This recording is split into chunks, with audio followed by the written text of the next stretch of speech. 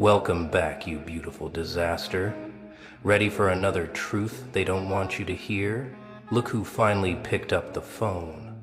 Look who finally made the call that changed everything. You beautiful, strategic, untouchable masterpiece. You know what I heard?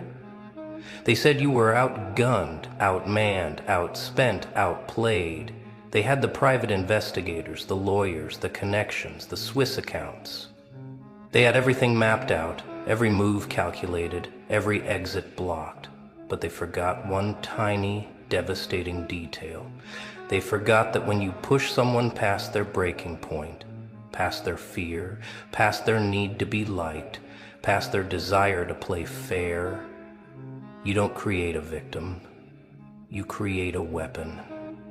And that weapon only needs one bullet. The phone call, 3 minutes and 47 seconds. That's all it took to dismantle an empire built on lies, maintained by fear, protected by money. While they were busy counting their billions, hiring their stalkers, building their walls of lawyers and threats, you were doing something they never expected. You were taking note. Every conversation, every threat, every bribe, every moment they thought you were too scared to remember.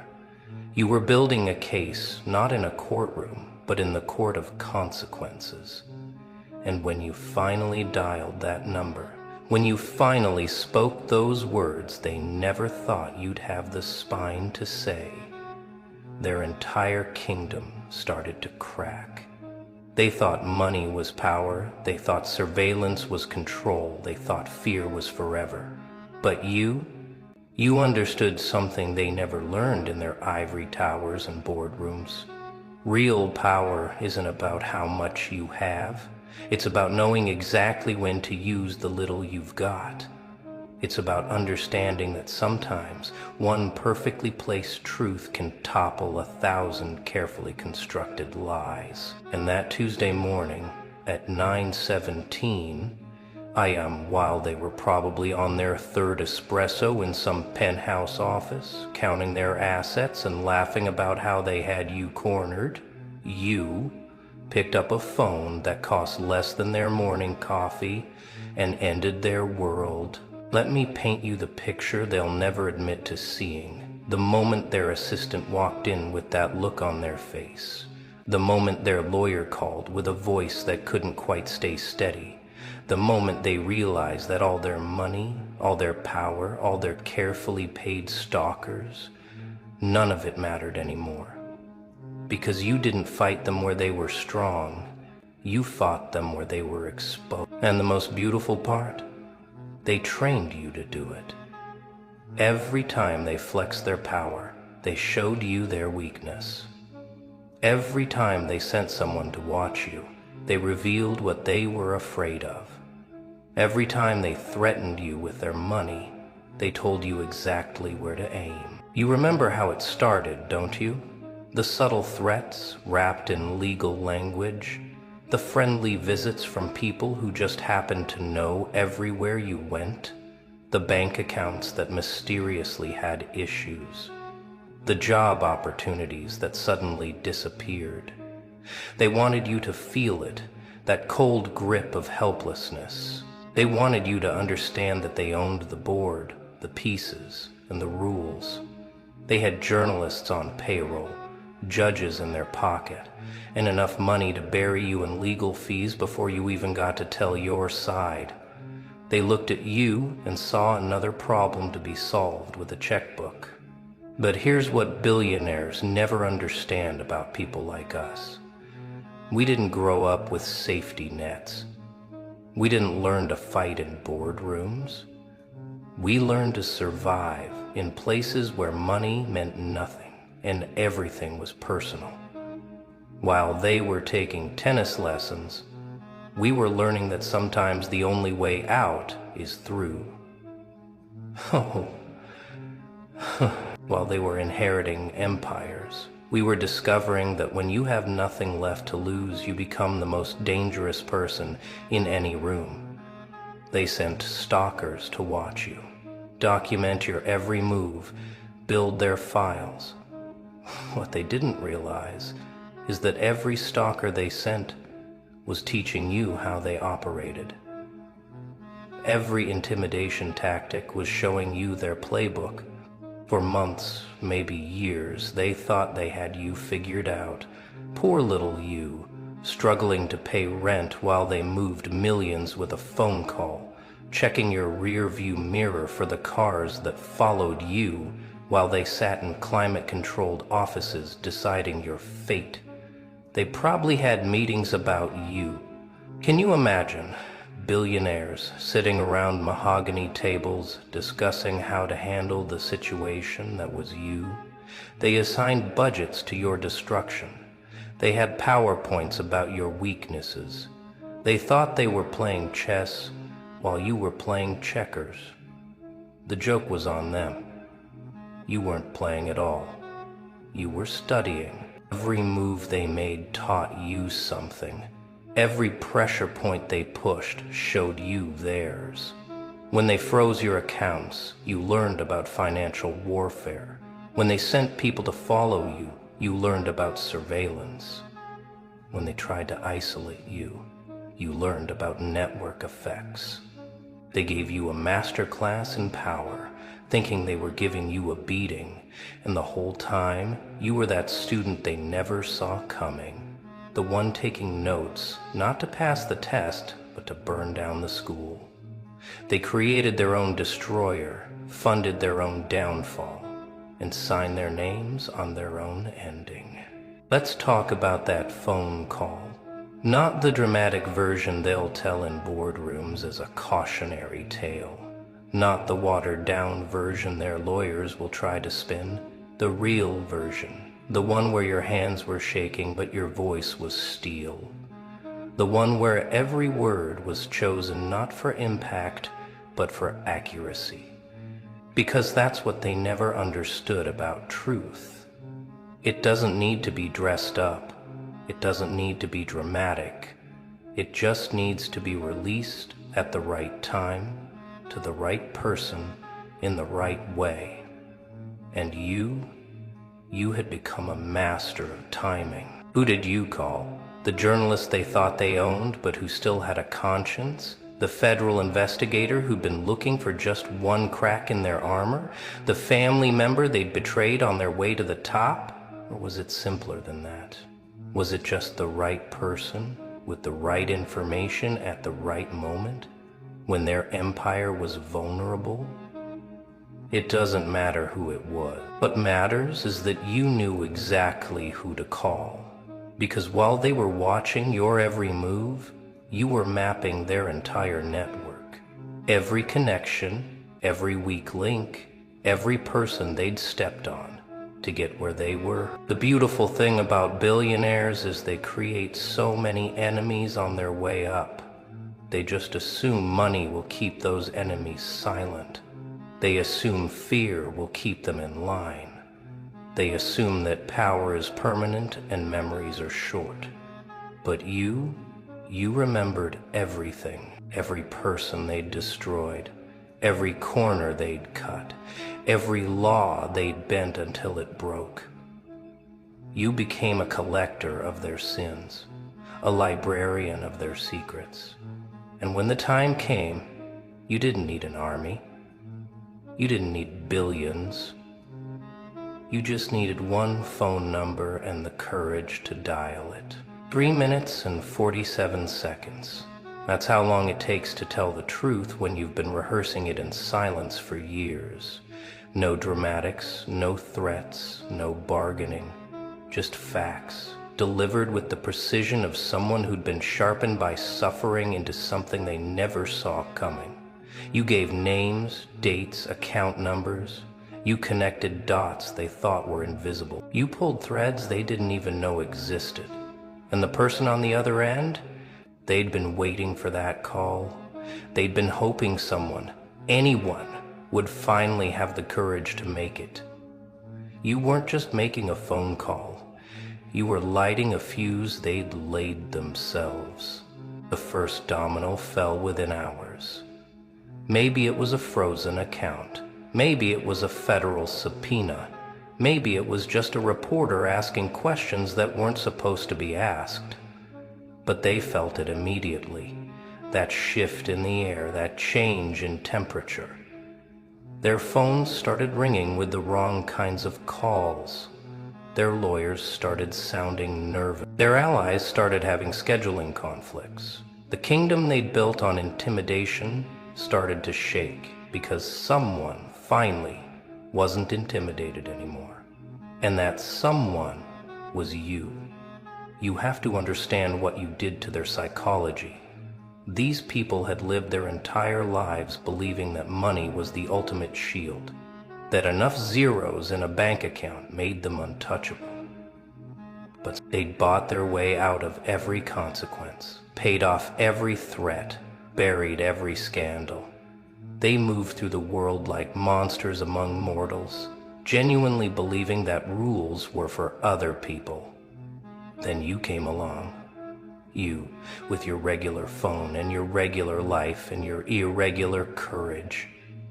You showed them that all their billions couldn't buy them protection from someone who'd stopped being afraid. The stalkers they'd hired started calling in sick. Funny how that works, isn't it? When the ship starts sinking, even the rats know to run. The investigators who'd been documenting your every move suddenly had other priorities. The lawyers who'd been sending threatening letters suddenly recommended exploring settlement options. The entire machinery they'd built to crush you started to sputter and stall because machinery needs operators, and operators can smell which way the wind is blowing. They'd intimidated hundreds, maybe thousands, but they'd never faced someone who'd turned their intimidation into education. Watch how fast billions become worthless when the right people start asking the right questions. Watch how quickly power evaporates when it's exposed to light. They're probably in damage control mode now, throwing money at the problem like they always do. But here's the thing about truth. It's expensive to bury and impossible to kill. Every dollar they spend trying to contain what you started just creates more paper trails. Every person they try to silence becomes another potential phone call. Every move they make in desperation just proves what you said was true. You didn't just make a phone call, you started an avalanche. And avalanches don't care about your net worth. They're not sleeping well anymore, are they? Those Egyptian cotton sheets on their California king beds feel a little less comfortable when you're waiting for the next shoe to drop. Their personal chefs are preparing meals for people who've lost their appetite. Their private jets are fueled up for escapes they're not sure they can make because you did something to them that all their money can't fix. You put fear in hearts that had forgotten what fear felt like. You made them feel what they'd made hundreds of others feel. And unlike them, you didn't need a team to do it. This is what they never tell you in business school. Real power isn't about what you can build. It's about what you can destroy with the truth. They spent decades constructing elaborate lies, complex schemes, intricate networks of mutual corruption. They had politicians in their pockets and police on their payroll. They thought they'd built something permanent, something too big to fail. But you understood what they didn't. Every lie is a debt that eventually comes due. Every crime creates evidence. Every enemy they made was a potential ally for someone brave enough to unite them. The phone is probably ringing non-stop in their offices now. Investors getting nervous, partners reconsidering, board members asking uncomfortable questions. Their name, which used to open doors, is now making people step back. The invitations are drying up. The charity galas are finding other honorees. The magazine covers are being redesigned. Because money can buy you many things, but it can't buy you a good reputation once the truth is out. It can't unexpose what's been exposed. It can't make people unknow what they now know. And they know it was you who did this. One person, one phone call, one moment of perfect clarity. But here's the part that really burns them. You're not gloating. You're not giving interviews. You're not writing tell-all books or starting podcasts. You just made your call and went back to your life. And that terrifies them more than anything. Because they understand revenge. They understand greed. They understand wanting to be them. What they don't understand is someone who just wanted them to face consequences. Someone who didn't want their money, or their life, or their power. Someone who just wanted the truth to matter. You've become their worst nightmare. Someone they can't buy, can't threaten, and can't understand. How long did you wait? How many nights did you lie awake, knowing what you knew, holding that nuclear option in your pocket like a grenade with the pin half pulled? They thought your silence was weakness. They thought your patience was paralysis. They thought every day you didn't act was another day they'd won. But you weren't doing nothing. Nothing. You were doing the hardest thing in the world. You were waiting for the perfect moment, and perfect moments, like perfect phone calls, are created, not found. Every document you saved, every recording you made, every piece of evidence you gathered, it was all building to this.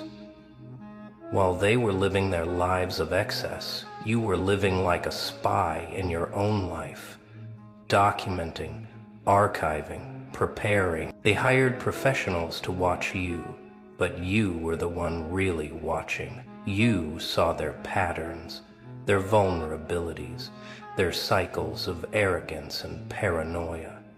You learned when they were strongest and when they were exposed. You became a student of their destruction while they thought you were just trying to survive. The waiting must have been excruciating. Watching them flourish while you struggled. Seeing them pop champagne while you counted pennies. Knowing you held their destruction in your hands, but not knowing if you'd ever have the courage to use it. There were probably moments you almost broke. Almost made the call too early out of anger or desperation. But something held you back, and maybe it was wisdom. Maybe it was strategy, maybe it was just the understanding that revenge is a dish best served when it will do the most damage. And you became a chef of consequences. They gave you so many opportunities to strike too early.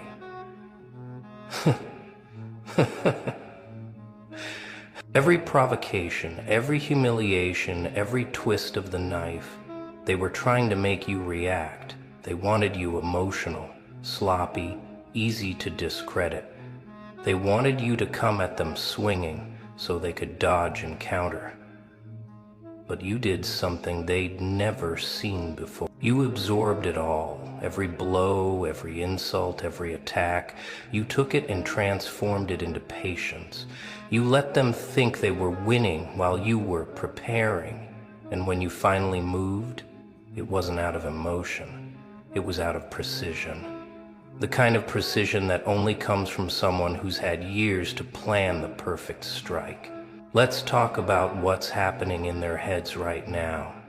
These people who've never had to look over their shoulders, who've never had to wonder if today's the day it all comes crashing down.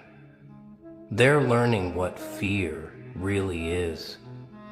Not the theatrical fear they used to invoke in others. Not the legal threats and financial pressure they wielded like weapons. A real fear, the kind that makes food taste like ash, the kind that makes every phone call a potential disaster, the kind that turns their fortress into a prison. They're probably doing threat assessments now, hiring new security, but not the kind that watches others. The kind that watches them. They're reviewing every deal, every communication, every person they've ever wronged, trying to figure out how much you know, how much you told, who else might be inspired by what you did. Because that's the thing about showing that monsters can bleed. It tends to give other people ideas. You didn't just make a phone call. You rang a bell that can't be unrung. You showed everyone they'd ever stepped on that it was possible to step back. The paranoia must be exquisite. Every former employee becomes a potential threat. Every business partner becomes a possible informant. They're probably paying people to sign new NDAs, stronger ones, desperate ones. They're probably moving money, hiding assets, preparing for wars they don't even know are coming. But how do you prepare for the other? How do you defend against the truth when you don't know how much truth is out there? You turn their strength to weakness, their network into a web of potential betrayals, their wealth into evidence of crimes. And the beauty of it all, you're not coming for them. You already came. Past tense. Done. Finished. That phone call was both the first shot and the killing blow. Everything happening now is just gravity doing its work. They keep looking for your next move, but there isn't one. You're not playing anymore. You won. With one phone call, you changed the entire game. And now they have to leave the world you created. A world where their money doesn't make them safe, where their power doesn't make them untouchable, where someone like you can bring down someone like them. Welcome to their nightmare. Population, them. You want to know the exchange rate? What one truth is worth in their economy of lies. It's not measured in dollars or euros or Bitcoin. It's measured in everything they thought was permanent, becoming temporary. It's measured in every yes man, becoming a me. It's measured in decades of careful construction, crumbling in days. You didn't just speak truth to power. You showed power that truth was its own currency. And they've been banking in counterfeits their whole lives. They're liquidating now. Not just assets. Those are easy to move. They're liquidating relationships, cutting ties with anyone who might become a liability. They're burning bridges they spent lifetime building, because they can't tell which ones you've already won. The very network that made them powerful is now what makes them. Every connection is a potential leap. Every alliance is a possible betrayal. You've turned their greatest strength into their greatest weakness, with nothing but words. True words, but still just words. The lawyers are working overtime now, aren't they? Trying to put legal barriers around the truth like it's something that can be taken. They're drafting cease and desist for reality. They're trying to copyright facts. They're spending more on damage control than some countries spend on defense. But here's what their Harvard-educated legal team didn't understand. You can't lawyer your way out of the truth. You can delay, complicate it, try to bury it in procedure. But the truth is patient. It waits. And thanks to you, it's already out there metastasizing in ways they can't track or stop. Watch them try to rebuild their reputation. The charity donations that suddenly triple, the PR firms working round the clock to reshape the narrative, the sudden interest in giving back and making amends. It's almost funny watching billionaires discover conscience at the exact moment conscience appears. But everyone can see the timing. Everyone knows what prompted this sudden spirituality. You've turned their every move into an admission of guilt, their every gesture of goodwill into a confession. They're not rebuilding their reputation. They're building a monument to what you expose.